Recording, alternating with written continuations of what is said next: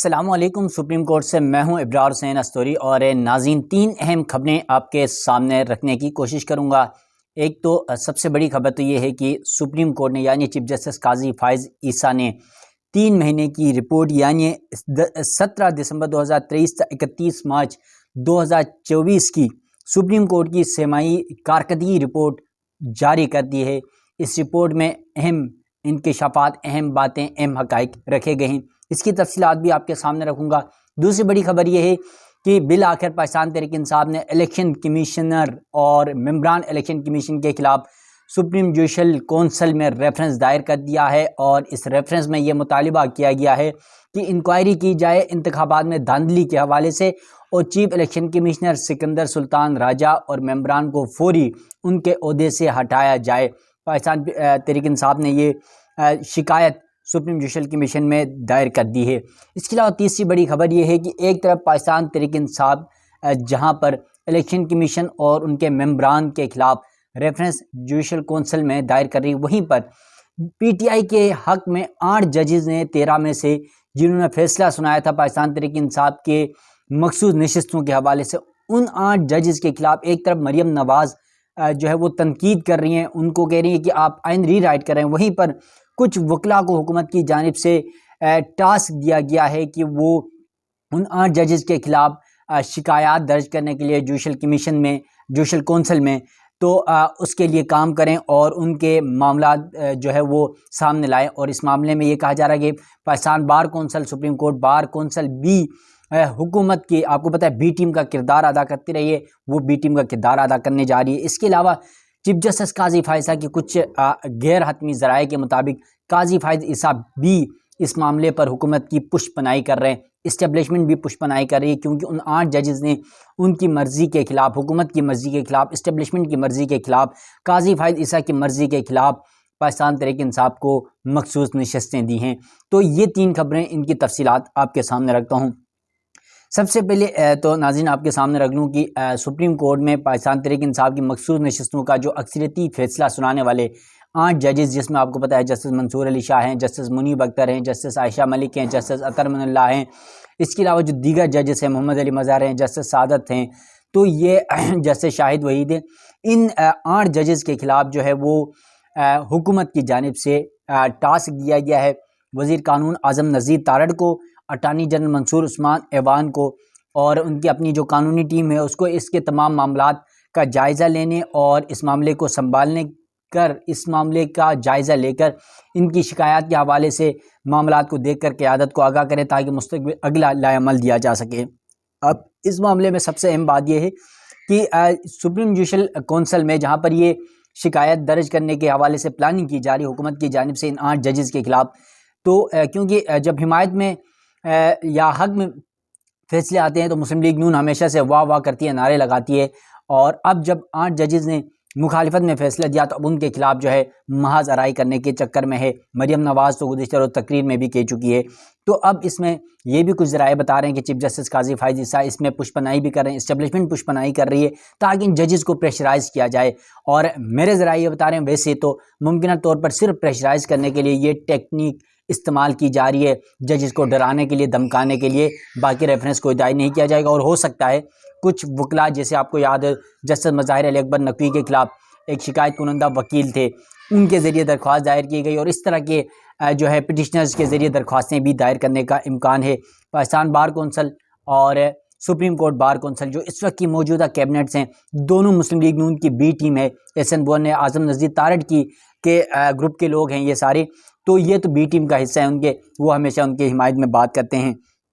اس کے علاوہ ناظرین آپ کو یہ بتا دوں کہ جو دوسری بڑی خبر ہے وہ یہ ہے کہ پاکستان تحریک انصاف نے الیکشن میں دھاندلی پر چیف الیکشن کمیشنر اور ممبران کے خلاف سپریم جوڈیشل کونسل میں شکایت اور ریفرنس دائر کر دیا ہے۔ ریفرنس میں چیف الیکشن کمیشنر سکندر سلطان راجہ اور ممبران کو گھر بھیجنے کے لیے یہ شکایت دائر کی گئی ہے سپریم کورٹ میں، اور یہ الزامات لگائے گئے ہیں کہ ان کو برطرف کیا جائے۔ اس کے علاوہ الزامات کیا لگائے گئے ہیں یہ بھی آپ کے سامنے بتاؤں گا، اور کیا موقف اختیار کیا گیا ہے یہ تمام تفصیلات بھی آپ کے سامنے رکھوں گا۔ یعنی شکایت پاکستان تحریک انصاف جو کراچی کے صدر ہیں علیم عادل شیخ کی اور اس کے علاوہ ان کے ساتھ مزید 2 لوگ ہیں جسٹس ریٹائر نور الحق قریشی اور شبیر احمد نے مشترکہ طور پر دائر کی ہے۔ چیف الیکشن کمشنر اور ارکان آئینی ذمہ داری ادا کرنے میں ناکام رہے، شکایت میں یہ موقف اختیار کیا گیا ہے۔ مزید کہا گیا ہے کہ چیف الیکشن کمشنر سکندر سلطان راجہ اور ارکان تحریک انصاف کے مینڈیٹ اور عدالتی فیصلوں کو نیچا دکھانے کی کوشش کی، جبکہ چیف الیکشن کمشنر اور ارکان مس کنڈکٹ کے مرتکب ہوئے ہیں۔ اس کے علاوہ یہ موقف اختیار کیا گیا ہے کہ الیکشن کمیشن نے سیاسی طور پر تعیناتیاں کیں، یعنی بیوروکریسی کو تعینات کیا RO اور DRO کے لیے، جبکہ ان کا موقف تھا کہ عدالتی یعنی جوڈیشل ROs اور DROs تعینات کیے جائیں، لیکن انہوں نے بیوروکریسی تعینات کر کے سب سے پہلے ہی دھاندلی کی بنیاد رکھی۔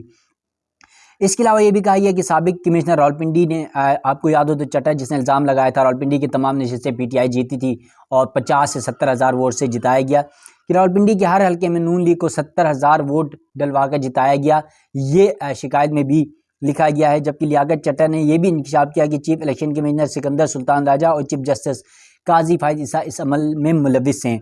الیکشن کمیشن نے PTI کو پہلے انتخابی نشان پھر اس کے نامزد ارکان کو پارٹی نام سے محروم کیا۔ چیف الیکشن کمیشنر اور ارکان کے اقدامات سے 12 کروڑ سے زائد پاکستان کے ووٹرز متاثر ہوئے۔ چیف الیکشن کمیشنر سکندر سلطان راجہ اور ان کے جو ارکان ہیں اس پر عائد الزامات کی انکوائری کی جائے، اور انکوائری میں الزامات ثابت ہونے پر چیف الیکشن کمیشنر اور ارکان کی برطرفی کی سفارش کی جائے اور انہیں گھر بھیج دیا جائے۔ یہ پاکستان تحریک انصاف کی طرف سے موقف رکھا گیا ہے۔ اب جو ہے جنگ جو ہے وہ حتمی مراحل پہ پہنچ چکی ہے PTI اور الیکشن کمیشن کی، اور لگتا ہے کہ اس میں کسی نہ کسی نے تو گھر جانا ہی ہے۔ اس کے علاوہ تیسری جو بڑی خبر تھی سپریم کورٹ سے تھی۔ چیف جسٹس قاضی فائز نے اپنی ایک 3 مہینے کی رپورٹ جاری کی ہے، اور قاعدگی رپورٹ عوام کو حاصل معلومات تک رسائی کے آئینی تقاضوں کی بنیاد پر جاری کی گئی ہے۔ یہ رپورٹ کارکردگی کے حوالے سے کہا جا رہا ہے، اور رپورٹ میں کہا گیا کہ سپریم کورٹ نے اصول طے کیا، کوئی جج استعفیٰ دے کر احتساب سے راہ فرار اختیار نہیں کر سکتا۔ یعنی جسٹس اعجاز الحسن کی طرف یہ اشارہ ہے، کیونکہ جسٹس اعجاز الحسن نے استعفیٰ دیا تھا، تو اب یہ اٹیک کریں جسٹس اعجاز الحسن پہ۔ اس کے علاوہ سپریم کورٹ نے شوکت عزیز صدیقی کو شفاف ٹرائل کے حق سے محروم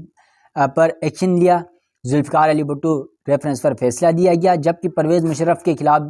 خصوصی عدالت کا فیصلہ برقرار رکھا گیا۔ تایاد نااہلی کے فیصلے کو ختم کیا گیا۔ سپریم کورٹ نے یعنی تایاد نااہلی نواز شریف اور جہانگیر ترین کی نااہلی ختم کی تھی، یہ تو آپ سب کو پتہ ہے۔ اس کے علاوہ سپریم کورٹ نے ایک فیصلے میں اصول طے کیا کہ خلا کے لیے اہلیہ کی رضامندی جاننا ضروری ہے۔ اس کے علاوہ 17 دسمبر سے 21 مارچ تک جو مقدمات ہے اس کے حوالے سے بتایا گیا کہ 5427 مقدمات درج ہوئے سپریم کورٹ میں، جبکہ 3974 مقدمات نمٹائے گئے۔ اس رپورٹ میں یہ بھی کہا گیا کہ 3 ماہ میں 1453 مقدمات میں اضافہ ہوا۔ اس کے علاوہ چیف جسٹس پاکستان کی رہائش گاہ پر مور کی 2 جوڑیاں تھیں۔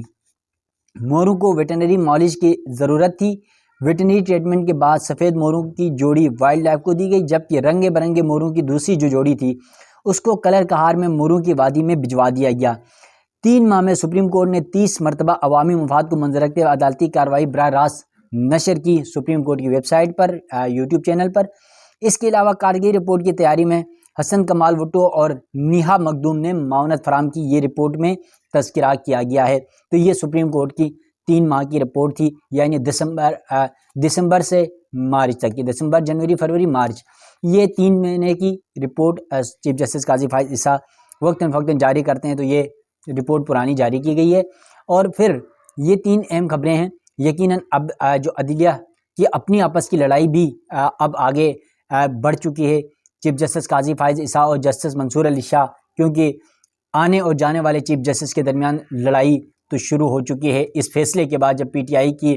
مخصوص نشستوں کے حوالے سے فیصلہ سنایا گیا 5 سے 13 ججز میں سے، تو اس دن سے یہ لڑائی شروع ہو چکی ہے۔ اس کے علاوہ PTI اور الیکشن کمیشن کی لڑائی وہ بھی حتمی مراحل میں داخل ہے۔ اب دیکھتے ہیں کہ کون کس کو مات دیتا ہے، کس کو شکست ہوتی ہے، کون گھر جاتا ہے اور کون اقتدار پر یا نوکری پر رہتا ہے، یہ تو آنے والا وقت بتائے گا۔ اپنے میزبان ابرار حسین کو سپریم کورٹ سے دیجیے گا اجازت۔ اللہ حافظ۔